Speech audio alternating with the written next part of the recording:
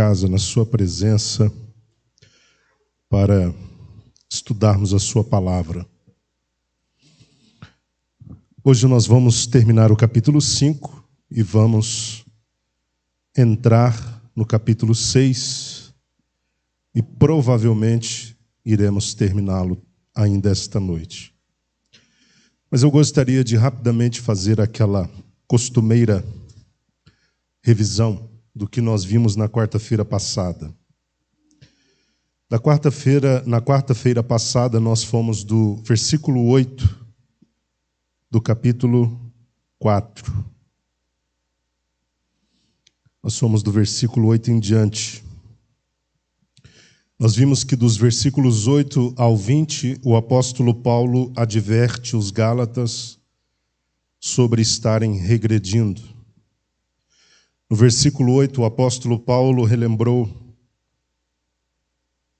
os Gálatas do seu passado de ignorância, no qual eles serviam a deuses falsos.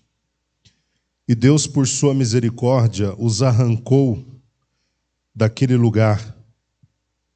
E Paulo simplesmente não compreendia por que, depois de terem conhecido Deus e por eles serem conhecidos, agora eles queriam retroceder àqueles princípios que Paulo qualifica como insignificantes, fracos e pobres.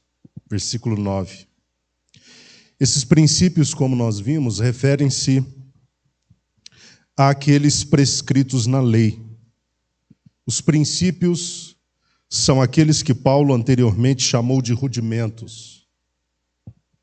Então, eles consistiam na tentativa de praticar a lei, cumprir dias, meses, tempos e anos.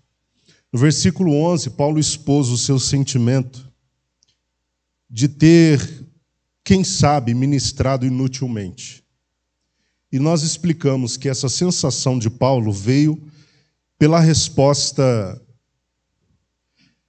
inadequada dos Gálatas. Porque Paulo ensinava a verdade, mas eles não estavam conseguindo andar na verdade. Paulo havia lhes ensinado o puro evangelho, mas eles estavam andando em outro evangelho. E a sensação de Paulo era de ter ministrado a eles inutilmente. A partir do versículo 13, Paulo também mostra que, de certo modo, estava sentindo, da parte dos Gálatas, alguma indiferença. Num primeiro momento, quando Paulo esteve com eles, levando o evangelho, Paulo estava enfermo. Foi nessas condições que Paulo chegou até eles e pregou o evangelho.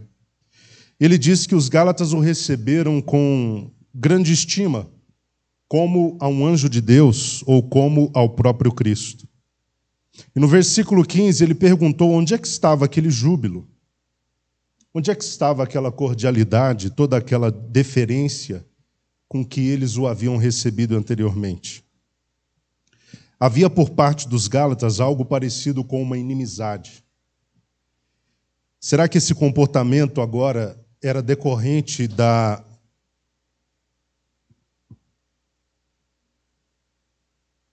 incapacidade deles em ouvir a verdade? Será que eles estavam chateados com Paulo por ouvirem da parte de Paulo a verdade? Por Paulo lhes falar a verdade? Versículo 17, nós vimos que Paulo advertiu os Gálatas sobre o verdadeiro intuito ou a verdadeira intenção dos judaizantes. Supostamente eles queriam agradar os Gálatas, mas na verdade eles estavam agindo com más intenções. O intuito dos judaizantes era isolá-los de Paulo, para que eles, os Gálatas, pudessem, na verdade, demonstrar cuidado não para com Paulo, mas para com os judaizantes. As preocupações de Paulo em relação a esse retrocesso dos Gálatas lhe causava dor. No versículo 19, ele disse: meus amados filhos, novamente estou sofrendo como que com dores até de parto por vossa causa, e isso até que Cristo seja formado em vós. Cristo já deveria ter sido formado neles, mas ainda não havia sido. E Paulo, sendo a mãe, metaforicamente falando, dos Gálatas, ele sentia que ainda estava grávido de um povo que já deveria ter nascido. Ele se sentia ainda com dores que decorriam de um povo que já deveria ter Cristo gerado neles, formado neles, mas que ainda não tinha sido. Versículos 21 a 31, nós vimos a ilustração que Paulo faz sobre a aliança da graça e a aliança da lei. E para isso ele usa o exemplo de duas das mulheres de Abraão, Agar e Sara. Nós vimos que Abraão teve, com essas duas mulheres, 2 filhos. Um era filho da escrava, Agar. O outro era filho da livre, Sara. O filho da escrava, que era Ismael, nasceu de modo natural e debaixo da escravidão. E o filho da livre, que era Isaque, nasceu segundo a promessa e para a liberdade. E Paulo explica o que essas duas mulheres prefiguravam. Elas prefiguravam 2 alianças, onde a primeira era inferior à segunda. No caso, onde a de Agar era inferior à de Sara, onde a de Moisés era inferior àquela que Deus fez com Sara. Então, Agar era uma figura que correspondia a Jerusalém dos dias de Paulo, ele fala sobre isso. Ela correspondia, num primeiro plano, àquela aliança feita no Sinai. E, num segundo plano, correspondia a Jerusalém dos dias de Paulo. Uma Jerusalém que gerava filhos para a escravidão. E isso significava que aquela Jerusalém gerava filhos que viviam debaixo da lei. Quando ele fala de Sara, ele diz que a Sara não é segundo a Jerusalém da terra. Essa Sara não gera filhos para a escravidão. Essa Jerusalém desce do alto e é livre, e ela é mãe dos crentes. Ok? Nós vimos isso na quarta-feira passada. Essa Jerusalém que desce do alto gera filhos em conformidade com os propósitos de Deus. Em contrapartida, Agar gera filhos para a escravidão. Eles não podem ser livres por essa razão. Mas Sara, que é a mãe dos crentes, metaforicamente falando, ela gera filhos para Deus. Nós entramos no capítulo 5, onde nós começamos a falar sobre a advertência quanto à preservação da liberdade. Nós fomos até o versículo 10. Nós vimos, num primeiro momento, que a prática da circuncisão inutilizava a obra de Cristo. Vimos no versículo 3 que optar pela circuncisão obrigava o homem a cumprir toda a lei. No versículo 4, nós vimos que utilizar a circuncisão como maneira de se justificar pela lei estabelecia uma separação de Cristo e uma queda da graça. Nós vimos também no versículo 6 que em Cristo nem a circuncisão nem a incircuncisão tem qualquer valor. No versículo 7 nós vimos Paulo trazendo uma advertência contra o retrocesso. E ele disse: corrieis bem, quem vos impediu de obedecer à verdade? E nós vimos que correr bem significa obedecer à verdade. E correr mal significa desobedecer à verdade. E nós refletimos durante um bom tempo sobre a necessidade de nós estarmos atentos à nossa carreira, para que ninguém impeça o nosso progresso, para que ninguém impeça o nosso avanço. Nós somos aqueles que devem se desvencilhar de todo embaraço. Quando os embaraços se colocam à nossa frente para nos atrapalhar de seguir adiante, Deus não vai mandar um arcanjo, um querubim, um anjo para tirar os embaraços.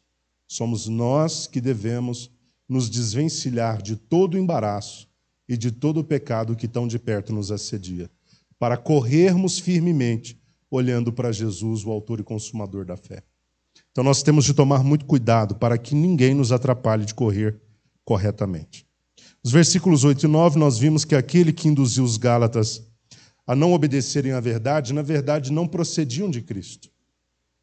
Porque Cristo é quem chamava os Gálatas, mas aqueles que estavam enganando eles não procediam deste Cristo, não procediam daquele que chamava os Gálatas. E no versículo 10, nós vimos que Paulo disse que aqueles que induziram os Gálatas, ou melhor, aquele, porque está no singular, que induziu os Gálatas ao erro seria condenado.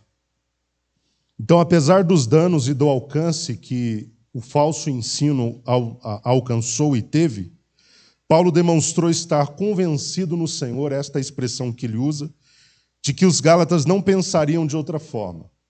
O que ele queria dizer com isso? Ele estava convencido que eles, a partir de um dado momento, conseguiriam reavaliar melhor a sua postura e os que estavam fora da verdade conseguiriam achar o caminho de retorno. Havia no coração de Paulo essa esperança. Mas esse retorno dos Gálatas não pouparia da condenação aquele que os havia induzido ao erro. Quer dizer, toda aquela pessoa que fomentou toda aquela mentira, tentando associar evangelho, fé com prática da lei, essa pessoa seria duramente condenada por Deus. Ela e, obviamente, todos aqueles que, junto com ela, fomentaram este mesmo ensino. Então, mesmo havendo um retorno dos Gálatas à verdade no futuro, aquele que fomentou toda aquela mentira seria condenado. Versículo 11, nós veremos agora, no versículo 11, Paulo rebatendo a acusação de que era pregador da circuncisão. Vamos ler do versículo 11 até o versículo 15. Versículo 11 ao versículo 15. Eu, no entanto, irmãos, se continuo pregando a circuncisão, por qual motivo ainda sou perseguido? Nesse caso, o escândalo da cruz estaria anulado. Quem me dera se castrassem aqueles que vos estão confundindo. Caros irmãos, fostes chamados para a liberdade. Todavia, não useis da liberdade como desculpa para vos franquear a carne. Antes, sede servos uns dos outros mediante o amor. Pois toda a lei se resume num só mandamento, a saber, amarás o teu próximo como a ti mesmo. Porém, se mordeis e devorais uns aos outros, cuidado, para não vos destruirdes mutuamente. Nós precisamos ler a Bíblia com muita atenção. Eu já tenho falado isso em outros momentos e eu gosto de repetir para fixar. O propósito da repetição é fixação. É para que o que nós estamos dizendo seja fixado. Então, eu já disse algumas vezes aos irmãos que nós temos de ler a Bíblia com muita cautela, com muita atenção. Respeitando pontos, respeitando vírgula, né, ponto final, exclamação, interrogação. Avaliando bem cada palavra, cada frase, cada versículo. E tudo isso à luz de um contexto. Porque o contexto vai te dar o significado do texto. É o que está em volta, é o que está no entorno. Principalmente o que vem antes. É que vai te levar a um lugar de compreensão do que a Bíblia está dizendo. Aqueles que leem a palavra de forma desatenta vão entrar em parafusos com o versículo 11, onde Paulo parece estar afirmando que era pregador da circuncisão. Olha o que ele diz. Irmãos, se continuo pregando a circuncisão, por qual motivo ainda sou perseguido? E aí, se você não presta atenção no que você está lendo, se você não leva em consideração todo o contexto do livro de Gálatas, você vai começar a entrar em parafusos e achar que a Bíblia está se contradizendo. Porque, num primeiro momento, Paulo coloca-se absolutamente contra a circuncisão, dizendo que era completamente desnecessária. A única coisa necessária era a fé. Mas agora você se depara com o versículo 11, onde aparentemente Paulo está afirmando que era pregador da circuncisão, o que não é verdade. Nós temos uma declaração de Paulo compreendida dentro de uma pergunta. Se continuo pregando a circuncisão, por qual motivo ainda sou perseguido? O que levou Paulo a perguntar isso? O que levou Paulo a fazer essa pergunta? É porque havia entre os gálatas alguns que diziam que, na verdade, Paulo era um pregador da circuncisão. Alguns ainda alegavam que Paulo, na verdade, não era pregador da desnecessidade da circuncisão, mas da necessidade da circuncisão. E talvez eles alegavam isso fundamentados naquele episódio onde Paulo pediu a circuncisão de Timóteo. Vocês se lembram disso? Lá em Atos dos Apóstolos, capítulo 16, versículo 3. Quando Paulo passa pela cidade de Timóteo, e Timóteo decide acompanhar Paulo, Paulo optou por pedir a Timóteo que se circuncidasse. E provavelmente os que na Galácia afirmavam que Paulo era pregador da circuncisão se fundamentavam nesse episódio. Vocês se lembram que Timóteo era filho de mãe judia, mas também filho de pai grego. Quando Paulo pede a circuncisão de Timóteo, ele estava visando o quê? Evitar maiores problemas entre os judeus. É como se Paulo quisesse evitar constrangimentos desnecessários. Ele optou pelo mal menor, não porque a circuncisão fosse um procedimento estritamente necessário para a salvação em Cristo, porque não era. Mas para não escandalizar alguns grupos judaicos por onde ele e Timóteo e sua equipe passariam, para evitar que entre esses grupos eles sofressem com oposições desnecessárias, Paulo recomendou a Timóteo que se circuncidasse. Oi? Exatamente. Então, a prova de que Paulo não era, de fato, a favor da continuidade da circuncisão estava no fato dele ainda continuar sendo perseguido pelos judeus. E aí nós compreendemos o que Paulo está dizendo. Ora, se eu sou pregador da circuncisão, estou parafraseando para facilitar a compreensão. Se eu sou, de fato, pregador da circuncisão, como muitos de vocês alegam, a questão óbvia é: por qual motivo ainda estou sendo perseguido? Não há lógica. Se eu estou pregando ainda a questão da circuncisão, por qual motivo ainda estou sendo perseguido? Não deveria estar sendo, porque eu estou pregando a circuncisão, segundo vocês. Então não havia lógica na alegação de alguns dos judaizantes. Paulo está argumentando contra o pensamento deles. Se Paulo, de fato, fosse defensor da circuncisão, é óbvio que não estaria sendo perseguido. Se estava sendo perseguido, é porque era contrário à circuncisão. E se de fato, outra coisa que ele mostra no versículo 11, se de fato ele fosse um defensor da circuncisão, ele diz aí no versículo 11, na parte final, nesse caso, o escândalo da cruz estaria anulado ou desfeito. Então não fazia nenhum sentido Paulo ser defensor ou ser tido como defensor da circuncisão, porque ele não era. O episódio de Timóteo foi um episódio isolado, mas que não representava a teologia de Paulo.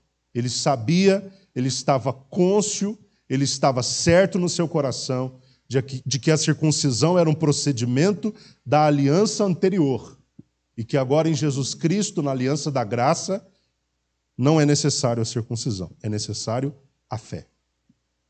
Versículo 12, nós vemos que Paulo desejou algo drástico. Ele desejou a castração daqueles que estavam confundindo os gálatas. Quem me dera se castrassem aqueles que vos estão confundindo. A irritação de Paulo e a ira de Paulo chegou nesse patamar, dele desejar abertamente a castração daqueles que estavam confundindo os gálatas.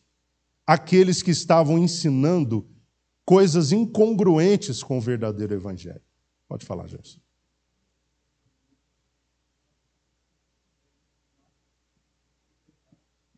Exatamente.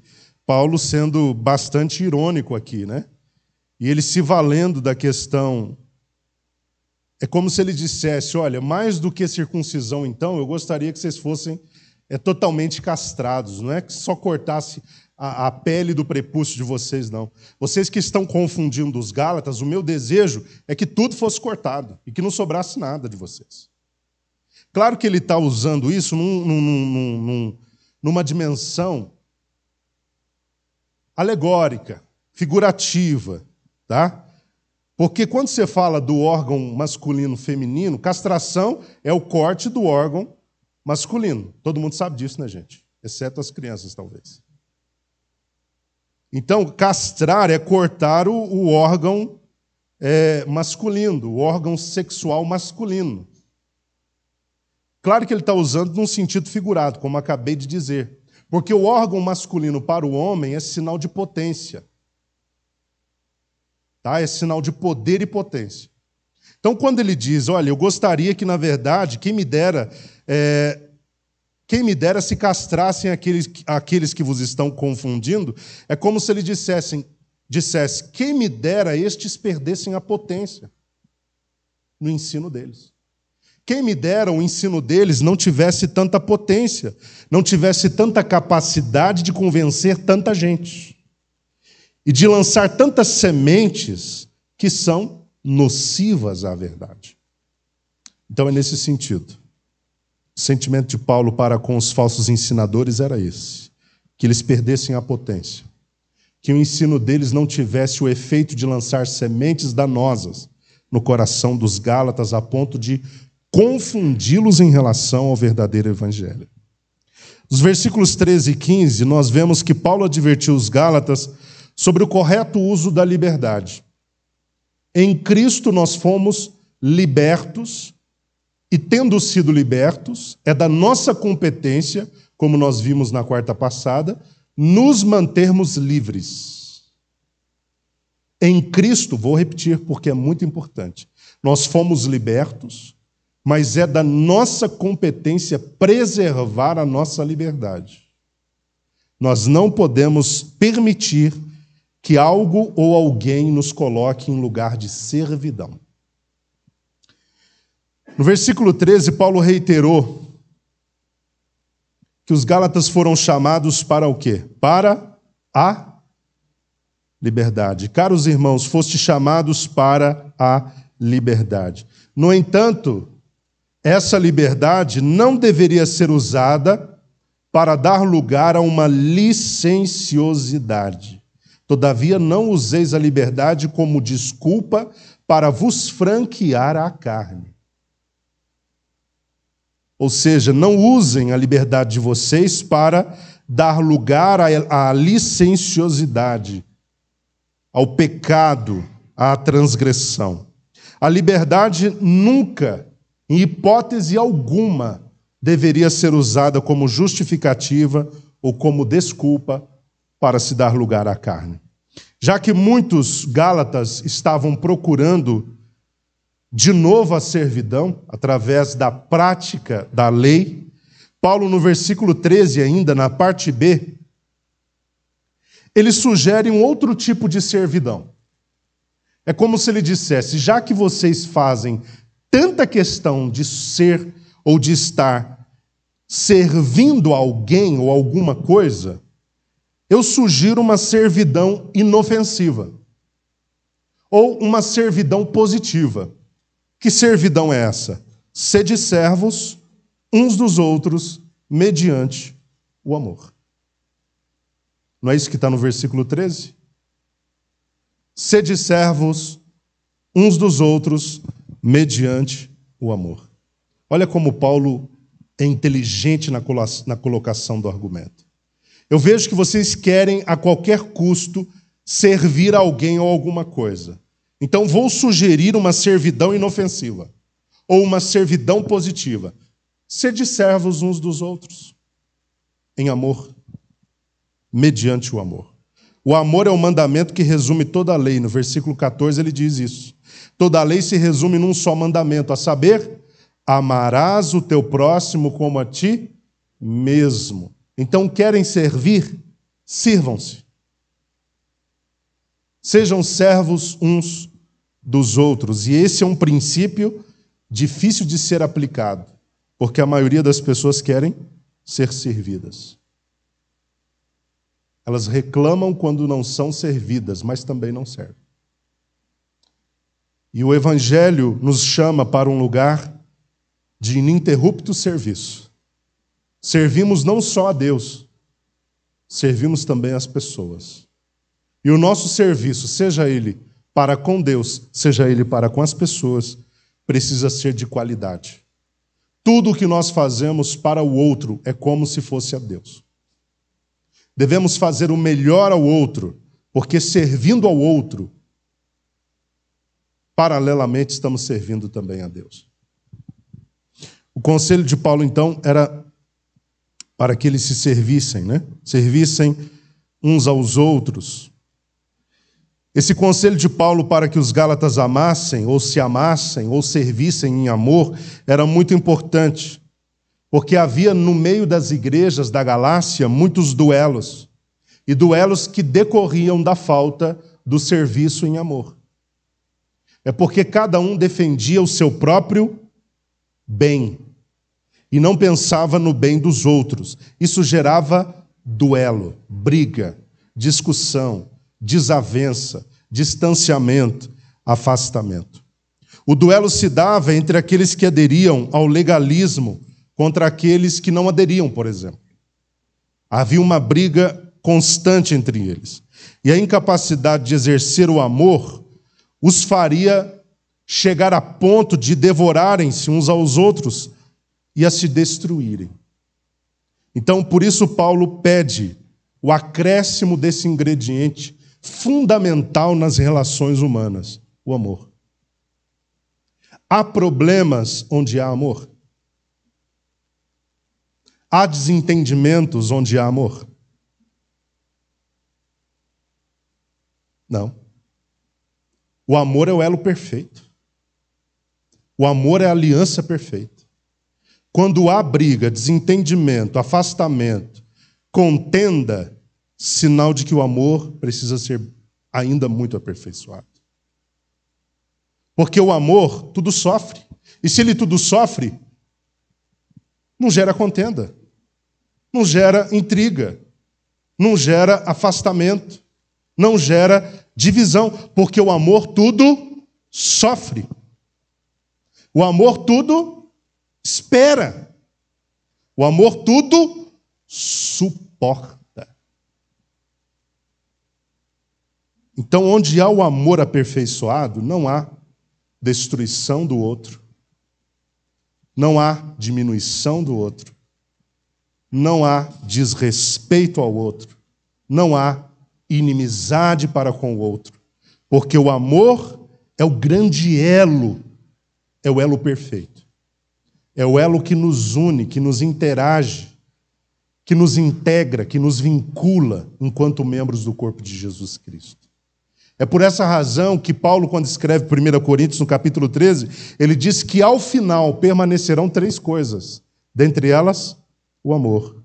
O amor, a fé e a esperança. Mas o maior das 3 coisas é o amor. O que são os mandamentos, os 10, se não os mandamentos do amor? Os 4 primeiros mandamentos dos 10 referem-se ao amor que temos de dedicar a Deus. Agora, 60% dos mandamentos, estou falando dos 10, referem-se ao amor que nós devemos dedicar ao outro. Não matarás. Por que não matarás? Porque matar é sinal de desamor para com o outro. Não adulterarás. Porque adulterar é sinal de falta de amor para com o outro. Vocês estão me entendendo? Que tudo se resolve quando se ama. E nada se resolve quando não se ama.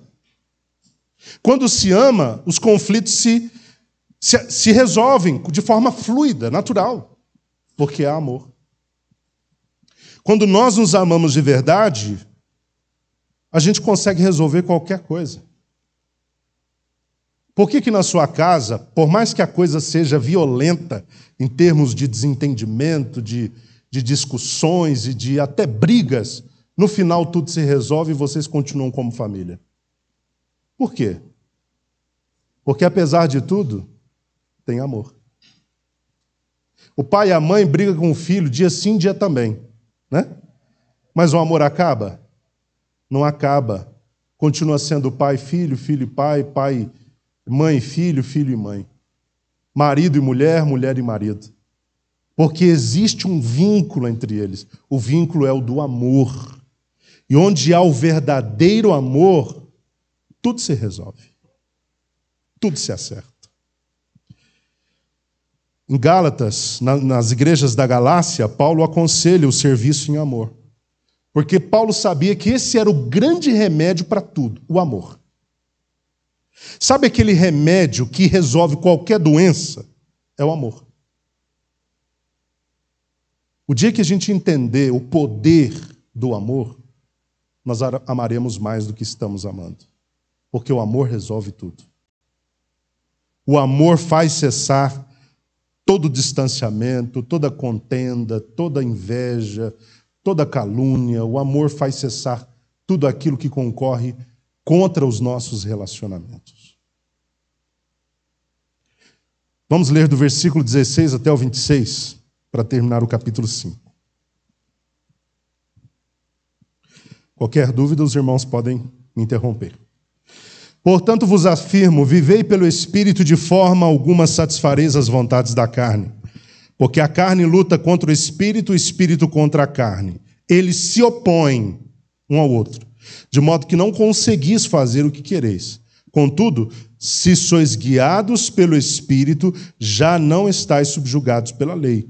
Ora, as obras da carne são manifestas: imoralidade sexual, impureza, libertinagem, idolatrias e feitiçarias, ódio, discórdia, ciúmes, ira, egoísmo, dissensões, facções, inveja, embriaguez, orgias e tudo quanto se pareça com estas perversidades, contra as quais vos advirto, como já vos preveni antes: os que as praticam não herdarão o reino de Deus. Entretanto, o fruto do Espírito é amor, alegria, paz, paciência, benignidade, bondade, fidelidade, mansidão e domínio próprio. Contra estas virtudes não há lei.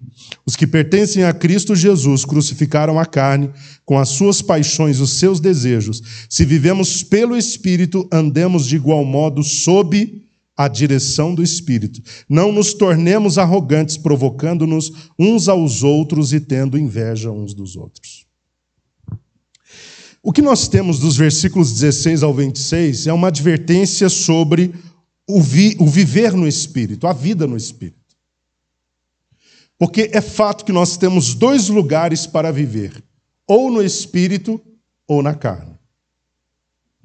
Ou fazendo a vontade de Deus, ou contrariando a vontade de Deus. No versículo 13, a recomendação que Paulo dá aos Gálatas é muito clara. Eles não deveriam se valer da liberdade, versículo 13 que nós já lemos momentos atrás. Não deveriam se valer da liberdade para dar lugar ou para franquear a carne. E agora no versículo 16, ele procura elaborar melhor este ensino sobre o não se valer da liberdade para dar lugar à carne, ou para franquear a carne. E ele começou o versículo 16 na parte A dizendo: vivei pelo Espírito. Outras versões dizem: andai no Espírito. Isso significa que o Espírito Santo não é só uma pessoa. O Espírito Santo é um lugar onde o crente caminha. O Espírito Santo é uma dimensão onde o crente desenvolve uma jornada com Deus. Andai no Espírito. A minha versão diz: vivei pelo Espírito. Essa é a recomendação chave para que os Gálatas vencessem o pecado. A recomendação chave para que os Gálatas andassem num lugar de vitória contra o pecado. Viver pelo Espírito significa o quê? O quê? Significa procurar viver sob, debaixo, não é sobre, sob a influência do Espírito Santo. Procurar viver debaixo da liderança do Espírito Santo. Viver debaixo da instrução do Espírito Santo. Do poder do Espírito Santo. E da vontade do Espírito Santo. Quando o crente caminha no Espírito, sujeitando-se ao Espírito, ele alcança um lugar de vitória contra a carne e contra o pecado. A garantia, na parte B do versículo 16, para aqueles que vivem pelo Espírito, sob sua influência, sob sua vontade, sob seu poder, sob sua liderança, sob sua instrução, a garantia que temos na parte B do versículo 16 é que aqueles que vivem pelo Espírito, de forma alguma, satisfarão as vontades da carne. O que dizer daqueles irmãos que dizem, eu peco porque a carne é fraca? Eles não estão andando pelo Espírito. Eu sei que é difícil a gente aceitar isso, mas a verdade é essa. Aqueles que vivem pecando deliberadamente, conscientemente, habitualmente, caindo sempre no mesmo lugar, sempre praticando os mesmos pecados, eles não aprenderam ainda a andar neste lugar. Ou seja, não aprenderam a andar no Espírito. Não aprenderam a viver pelo Espírito, porque quem aprende não vive pecando de forma contumaz. Sabe esse crente que vive pecando e que diz para você, eu vivo pecando mesmo, porque fazer o quê? Deus deixou essa natureza maldita na gente? Eu vou pecar mesmo, eu tento, mas se eu não conseguir também, não vou esquentar a cabeça. Eu estou tranquilo porque é assim, fazer o quê? Eu aceitei Jesus, mas ele não tirou a natureza, me deixou com ela. Então, vai ter que me tolerar. Tem crente que tem esse raciocínio maligno, viu, irmãos? Está enganado. A partir do momento que nós aceitamos a Jesus Cristo, nós recebemos poder para vencer o pecado. Fomos libertos da condenação do pecado, mas fomos libertos do poder do pecado. Significa que o pecado, no passado, sim, tinha poder sobre nós e nós não tínhamos capacidade de resisti-lo. Mas uma vez que o nosso senhorio mudou, o nosso Senhor já não é mais Satanás, então agora nós fomos colocados num lugar de liberdade, onde nós só pecamos se nós quisermos.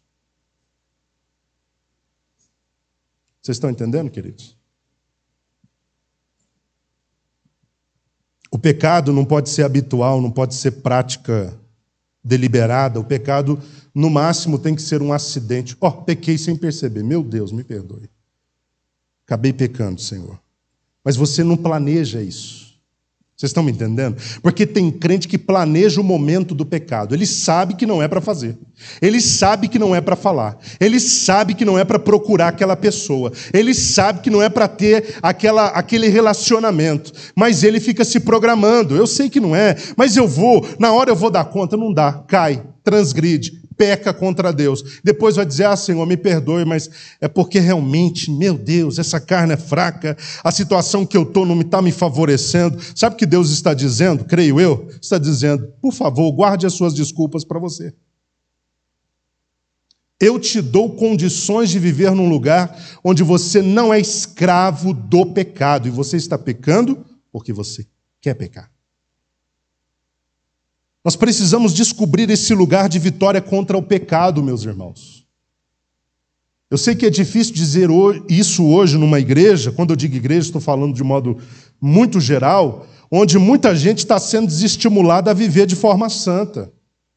Hoje está muito natural o jovem casal solteiro viver aí nos cantinhos, nos motéis, tendo relação sexual antes do casamento. E toma ceia.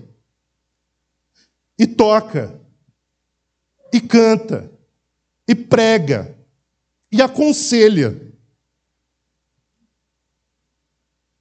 Vocês estão me entendendo? Marido traindo esposa. E prega.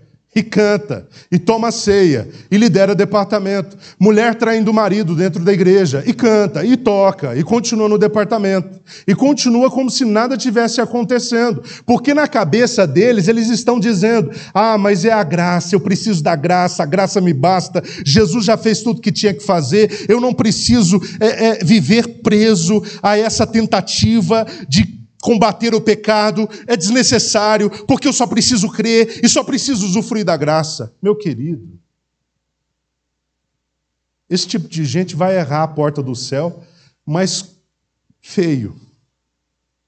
Quando assustarem, entraram por outra porta, que não foi a do céu. Porque de Gênesis a Apocalipse, especialmente no Novo Testamento, o que nós temos são epístolas, são ensinamentos, são líderes, são escritores dizendo: você precisa lutar contra o pecado desagrada a Deus, é um erro de alvo, você não pode viver essa vida de transgressão, Jesus te libertou do pecado, mantenha-se preservado em liberdade, deixe de continuar pecando, vive em santidade para Deus. É isso que a Bíblia diz o tempo inteiro. E como é que a gente vai achar que pode escolher não viver em vitória contra o pecado? Pode falar, Pedro.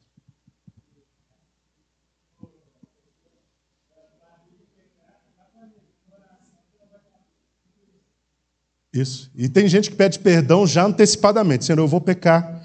Eu peço ao Senhor que me perdoe. Eu estou num dia difícil. Hoje a coisa está feia para o meu lado, Senhor. Já peço perdão porque eu vou errar. Meu irmão, você tem a graça de Deus para viver vencendo o pecado. Se de um lado há a tentação, que vem da concupiscência dos olhos, da soberba da vida, por outro lado, Deus abre um hangar, uma porta do tamanho de um hangar, para que nós tenhamos livramento da tentação. Para cada tentação natural, Deus tem uma provisão sobrenatural de livramento daquela tentação. Vocês estão me entendendo? Se de um lado Satanás cria uma circunstância a partir de nós mesmos, da nossa natureza pecaminosa, para nos colocar num lugar de pecado, por outro lado, Deus escancara uma porta sem tamanho para que a gente escape. E se a gente não passa pela porta, é porque a gente quis ficar na condição de pecado. Porque a provisão de Deus sempre vem para aquele que está sendo tentado. Tem um hino na harpa que diz: tentado não cedas, ceder é pecar. Jesus foi tentado. O pecado não está no ser tentado. O pecado está no ceder à tentação. Nós precisamos, irmãos, como igreja de Jesus Cristo, viver nesse lugar de liderança do Espírito, onde Ele nos lidera a ponto de conseguir nos convencer a não transgredir contra Deus. Nós podemos sim vencer a mentira. Nós podemos sim vencer a maledicência. Nós podemos sim vencer os pecados de relacionamento, que são muitos os que são listados na Bíblia. Nós podemos sim vencer os pecados contra Deus. Nós podemos sim viver em santidade no casamento, no namoro, na vida de solteiro.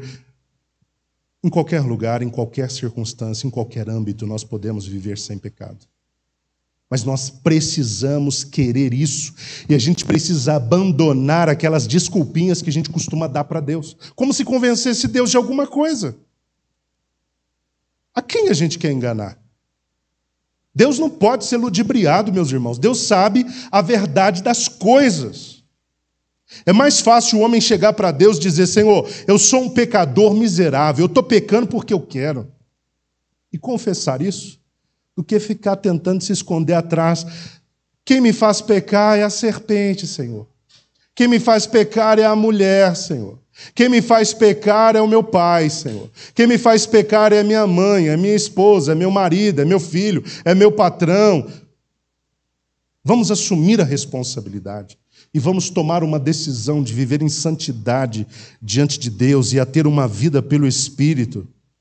Porque aqueles que andam pelo Espírito vencem o pecado. É o que Paulo está dizendo. Você acredita na Bíblia, sim ou não? Então, se Paulo está dizendo, vejam isso, versículo 17.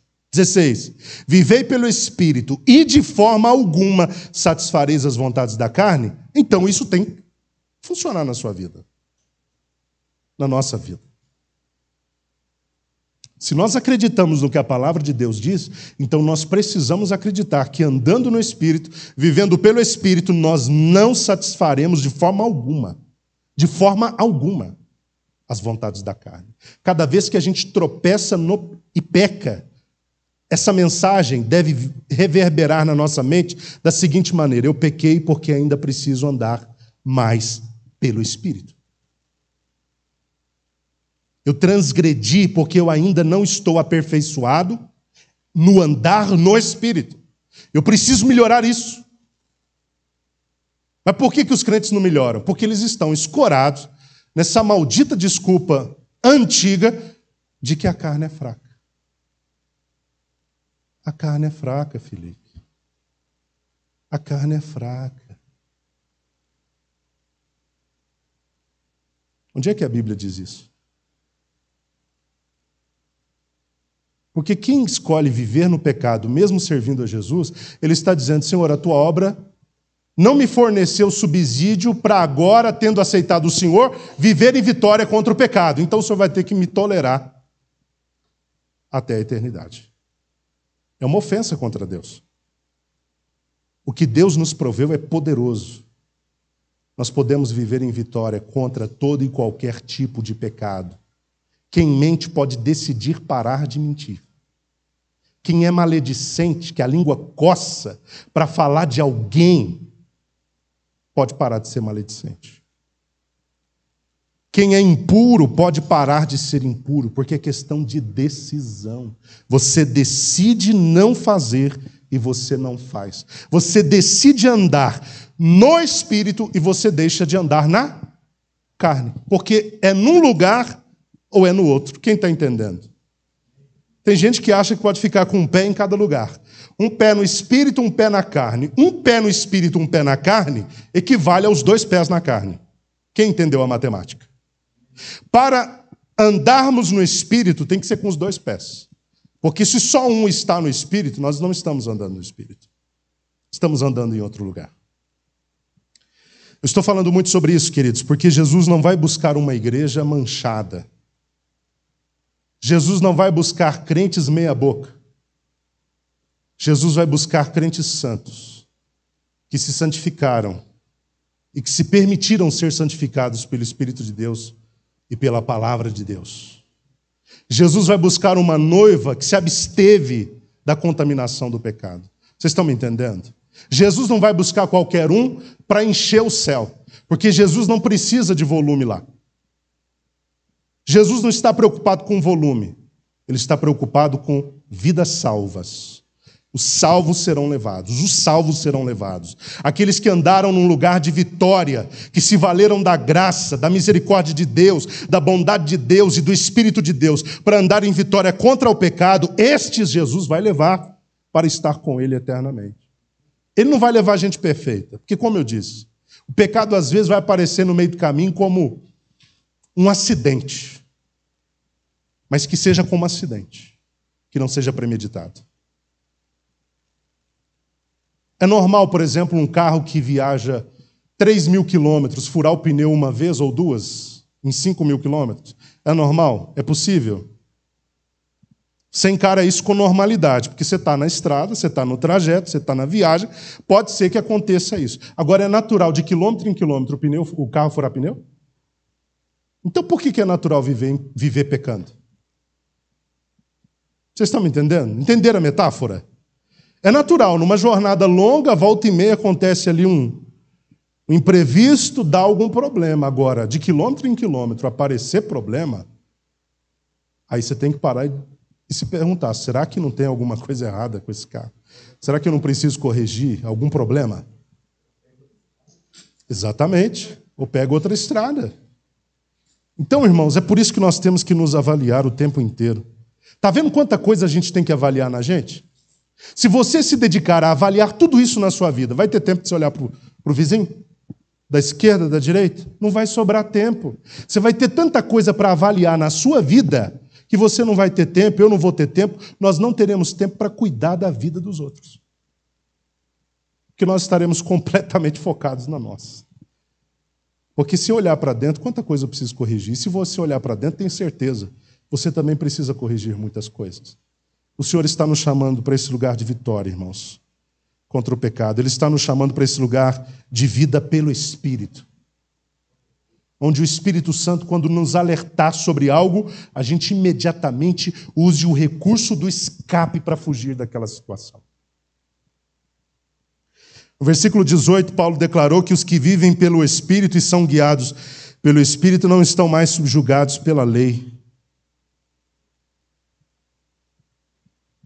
Interessante o raciocínio que eu estava pensando enquanto vinha para cá.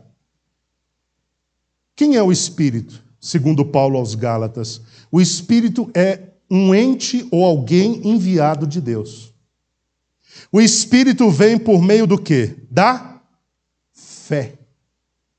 Então, usando a fé, você recebe o Espírito que te coloca num lugar de vitória contra o pecado. Aqueles que viviam debaixo da prática da lei não tinham vitória contra o pecado porque não andavam no Espírito, porque não tinham o Espírito. Porque o Espírito não vem da observância da lei. Paulo falou sobre isso, nós já estudamos aqui. O Espírito não vem porque o camarada é bom em praticar a lei. O Espírito vem sobre o crente quando ele crê na obra suficiente de Jesus Cristo. Ele recebe o Espírito e, a partir dali, ele pode andar no Espírito e ter vitória contra o pecado. Mas aqueles que praticavam a lei, tentando extrair dela uma autojustificação, jamais poderiam receber o Espírito e, logo, jamais poderiam andar no Espírito. Entenderam o raciocínio? Então, quem é que de fato consegue viver sem estar subjugado à lei? Aqueles que têm o Espírito. Eles têm o Espírito. O Espírito coloca eles num lugar de vitória contra todo o pecado. A lei não tem mais força sobre ele. Ele não tem de praticar a lei, ele não está subjugado mais. Porque pela fé ele foi liberto. E agora ele anda no Espírito. Versículos 19 a 21, Paulo coloca um foco sobre a carne, dizendo que ela se manifesta por meio das obras que produz. As primeiras obras, se os irmãos observarem, estou falando das obras da carne, as primeiras obras se relacionam com os pecados sexuais. Se relacionam com os pecados sexuais. Por exemplo, imoralidade sexual é pecado sexual? É. Impureza? É. Libertinagem? É. São pecados de ordem sexual. Irmãos, se tem algo que degrada o homem, são pecados da ordem sexual. Degrada. Quando eu digo degrada, destrói. Por essa razão que a gente tem que tomar muito cuidado com os pecados de ordem sexual, porque eles causam um dano. Se não corrigido a tempo, são irreparáveis esses danos. Nós temos que tomar muito cuidado. E é a área onde Satanás quer nos perverter o tempo todo. Sim ou não? Quais os sites que mais têm acesso e que mais geram renda na internet? Os de educação cristã? São os de pornografia. Geram bilhões e bilhões e bilhões e bilhões de dólares, porque é uma indústria extremamente rentável, porque trabalha com uma área onde o ser humano tem fragilidades. E cada vez que o Satanás quer declinar a vida de um homem, de uma mulher, ele coloca diante desse homem e dessa mulher um cenário onde a possibilidade de pecado sexual é grande. Muito cuidado, irmãos, muito cuidado com isso daí. O solteiro tem que tomar cuidado com essa questão sexual. A vida sexual é uma bênção, mas ela tem um momento para acontecer. Fora do tempo, até o que é bênção se torna maldição. Tem um lugar, tem um momento, tem uma ocasião, funciona dentro de uma aliança, porque a vida sexual envolve mais do que a união de corpos. É muito maior do que isso. Envolve aliança. envolve uma fusão de almas, espíritos, algo muito íntimo. Se as pessoas tivessem noção, não sairiam cada dia com uma pessoa se envolvendo sexualmente. O casado tem que tomar cuidado no seu casamento, irmãos. Muito cuidado no casamento. As irmãs têm que tomar cuidado com aqueles irmãozinhos que não vigiam. Tem irmão que desrespeita uma irmã, não paz do Senhor. E tem irmã que desrespeita o irmão também, não há paz do Senhor. Muito cuidado, vamos manter as distâncias. Vamos separar as coisas. Se você percebe alguma investida por parte de alguém, faça a sua parte. Recuse-se a flertar. Recuse-se a entrar naquele esquema que vai te lançar do alto de um abismo abaixo. Muito cuidado com isso. Nós temos de vigiar o tempo todo. Talvez eu esteja falando sobre algo que eu nunca falei assim, abertamente aqui na congregação, mas nós temos de vigiar o tempo todo, meus irmãos. Às vezes você acha pelo caminho um irmão carente. Ele não está vigiando, vai tentar suprir sua carência com você. Fique atenta. Às vezes, meu irmão, você vai achar uma mulher carente, ou está solteira, ou então está no casamento, mas infeliz, não está dando certo com o marido, a coisa não está boa, ela também não quer tratar isso, eles não querem tratar, ela está carente, quer descontar essa carência em você, daqui a pouco a coisa chega num ponto incorrigível. O que a Bíblia aconselha? Fugir da aparência do mal. Você pressentiu que há algum mal, fuja. Está me entendendo, irmãos? Meu Deus, eu estou só há 38 anos na igreja. Eu já vi de tudo um pouco, queridos. Eu sei o que eu estou falando. Muito cuidado com irmãos carentes, irmãs carentes. Ah, mas é casado, ok, mas está carente, o casamento não está dando certo. Cuidado, ele pode projetar alguma coisa em você e querer uma correspondência. Se você corresponder, serão os dois num lugar de pecado, de transgressão, de iniquidade. Não é necessário. É questão de vigiar, é questão de andar no Espírito. As nossas relações têm que ser em santidade. Amém, meus irmãos? Quando eu cumprimento um irmão, é em santidade. O amor que existe ali é um amor puro cristão. Quando eu cumprimento uma irmã, é em santidade. É um amor puro cristão. E tem que se manter desse jeito. Quantos não estão caindo, irmãos, por não prestarem atenção nas tentações de cunho sexual?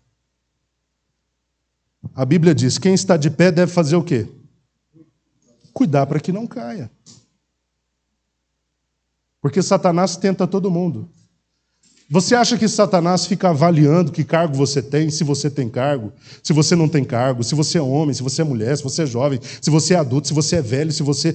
Não, ele não avalia nada disso, ele quer fazer você cair no pecado. E é por isso que você tem de resistir ao diabo. É o que a Bíblia diz, resistir ao diabo e ele fugirá de vós. E quanto à aparência do mal, a Bíblia não diz resistir. A Bíblia diz fugir. Sabe por quê? Porque resistir é impossível.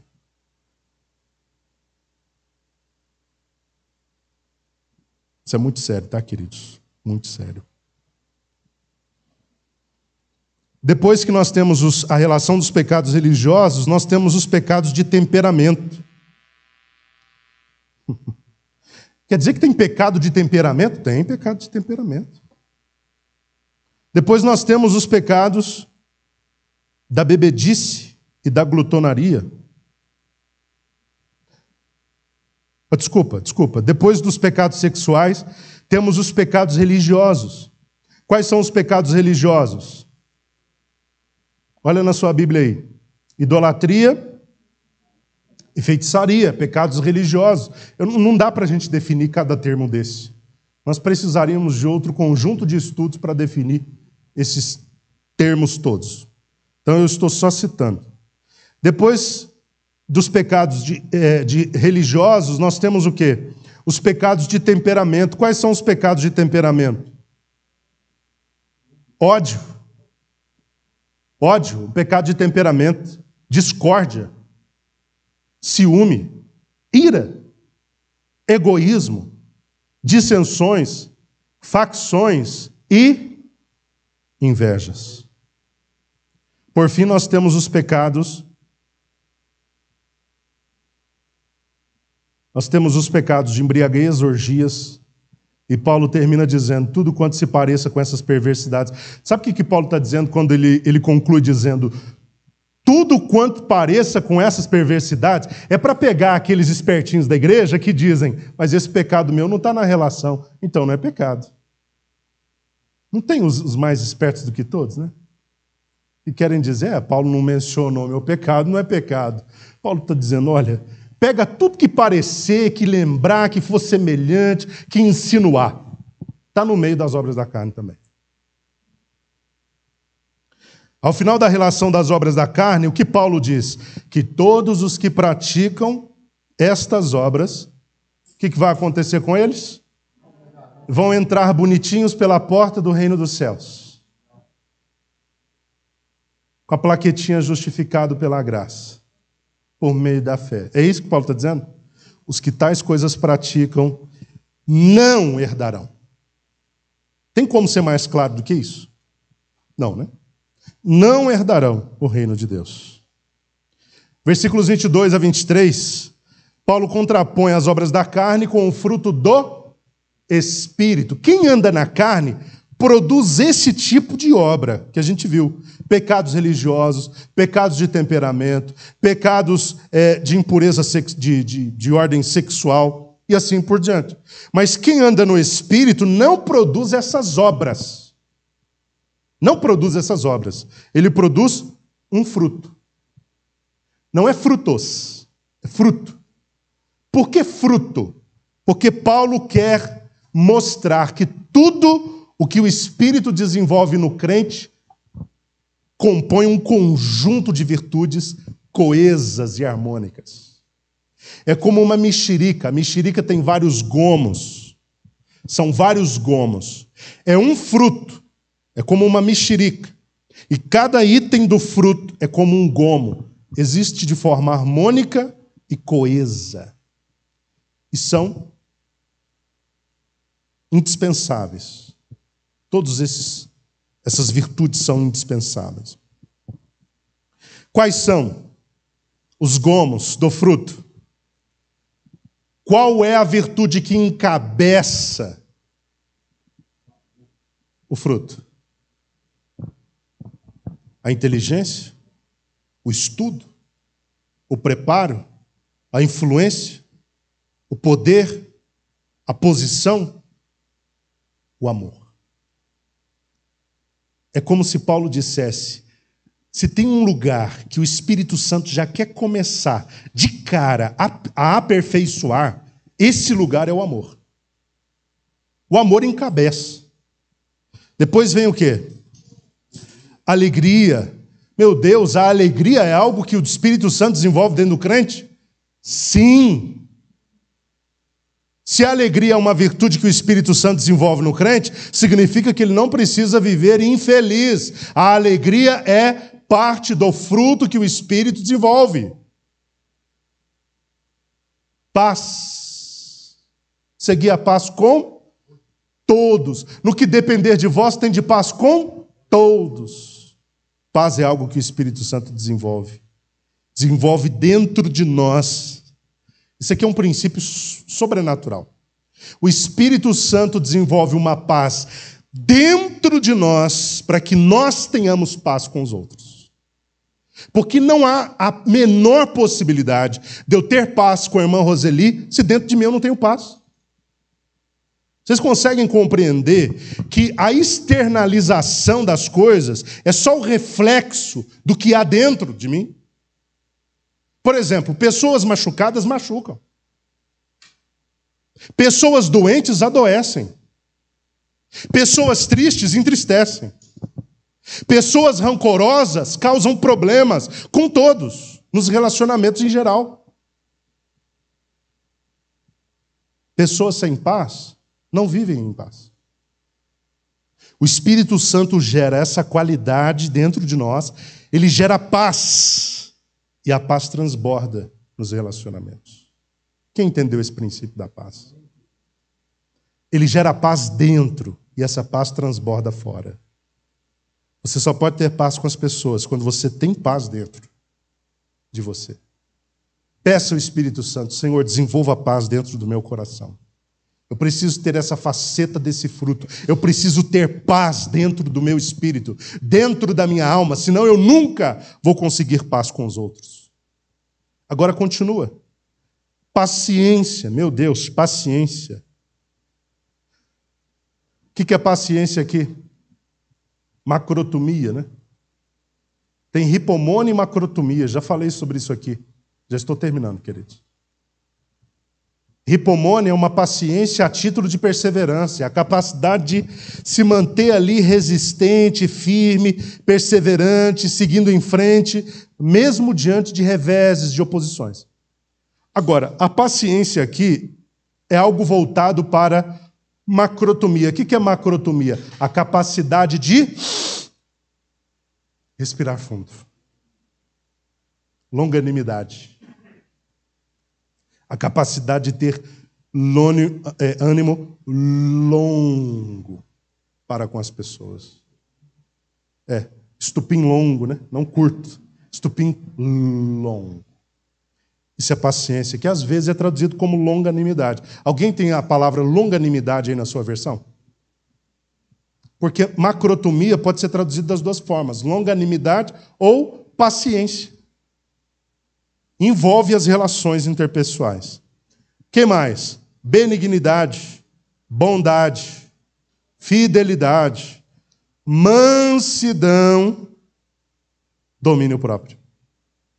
Contra essas coisas, não há lei. Não há contraindicação a essas coisas. Você tem que desenvolver o máximo possível. Nós temos de desenvolver o máximo possível todas estas coisas, porque contra elas não há lei. Já estamos terminando. Só para terminar esse capítulo 5. Dos versículos 22 a 23, Paulo contrapôs, já vimos, né? As obras da carne com o fruto do Espírito. O grande distintivo dos que pertencem a Cristo, qual é? Segundo Paulo, versículo 24. Eles crucificaram a carne. Fizeram o que com a carne? Crucificaram com suas paixões e seus desejos. Por que eles são capazes de crucificar a carne? Porque eles têm o Espírito e podem agora andar no Espírito. A carne agora pode ser colocada num lugar de morte. Um lugar de morte. Ou seja, eles já não vivem para os seus apetites e nem estão sob o seu controle. Finalizando essa sessão aqui do capítulo 5, Paulo aconselhou aos que procuravam viver pelo Espírito que também andassem sob a direção do Espírito. Versículo 25. Os que vivem e andam sob essa direção do Espírito, versículo 26, têm cuidado quanto à arrogância que induz à provocação e à inveja. Provocação, inveja, arrogância são pecados cometidos no relacionamento com os outros. Arrogância, provocações, invejas são alguns dos pecados cometidos para com o outro, nos relacionamentos com o outro. Que Deus abençoe os irmãos. Eu gostaria de ter entrado no capítulo 6, mas delonguei um pouco sobre a questão do andar no Espírito, porque isso é fundamental para nós enquanto crentes. Então, vamos deixar o capítulo 6 para a próxima semana. Nós vamos falar sobre a mutualidade cristã. A lei da semeadura é uma lei inviolável. Tudo o que nós semearmos, nós colheremos. E veremos a superioridade da nova criação em relação à circuncisão. Amém, meus irmãos? Alguma dúvida, alguma outra questão que os irmãos queiram colocar ou perguntar? Em 10 segundos? Não? Que Deus abençoe a todos em nome de Jesus.